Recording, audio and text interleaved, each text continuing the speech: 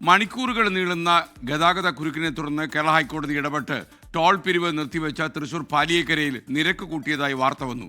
ഒരു ഭാഗത്തേക്കുള്ള യാത്രയ്ക്ക് ഇനി മുതൽ 5 രൂപ മുതൽ 15 രൂപ വരെ കൂട്ടിയിട്ടുണ്ട്. പ്രതിപക്ഷം നിരക്ക് ഉയർത്തുന്നതിൻ്റെ ഭാഗമായിട്ടാണ് ഈ നടപടിയെന്നാണ് ദേശീയപാത ഹൈവേ അതോറിറ്റി പറയുന്നത്. ദേശീയപാതയിലെ ഗതാഗത പ്രശ്നങ്ങളുടെ പേരിൽ ഹൈക്കോടതി നിർത്തിവെപ്പിച്ച ടോൾ പിരിവ് പുനരാരംഭിക്കുമ്പോൾ കൂടിയ നിരക്ക് ഈടാക്കാനാണ് നീക്കം. കരാർ കമ്പനിയായ GIPLന് ഉയർത്തിയ നിരക്ക് ഈടാക്കാൻ ദേശീയപാത അതോറിറ്റി അനുമതി നൽകി. ഒരു ഭാഗത്തേക്കുള്ള യാത്രയ്ക്ക് 5 മുതൽ 15 രൂപ വരെയാണ് കൂട്ടിയത്. കാറുകൾക്ക് ഒരു ഭാഗത്തേക്ക് പോകാൻ 90 രൂപ എന്നത് 95 ആകും. ദിവസം ഒന്നിൽ കൂടുതൽ യാത്രയ്ക്ക് 140 രൂപ എന്നതിൽ മാറ്റമില്ല.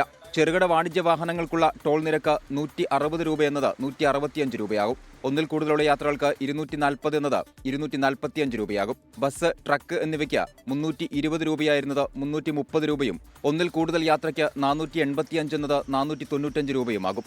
മൾട്ടി ആക്സിൽ വാഹനങ്ങൾക്ക് ഒരു ഭാഗത്തേക്ക് 515 രൂപ എന്നത് 530 രൂപയായും ഒന്നിൽ കൂടുതൽ യാത്രയ്ക്ക് 775 രൂപയായിരുന്നത് 795 രൂപയായും ഉയരും. ഹൈക്കോടതി ഉത്തരവ് പ്രകാരം സെപ്റ്റംബർ 9 വരെ പാലിയേക്കരയിലെ ടോൾ പിരിവ് നിർത്തിവച്ചിരിക്കുകയാണ്.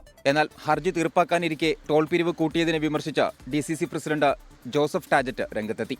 24 തൃശൂർ.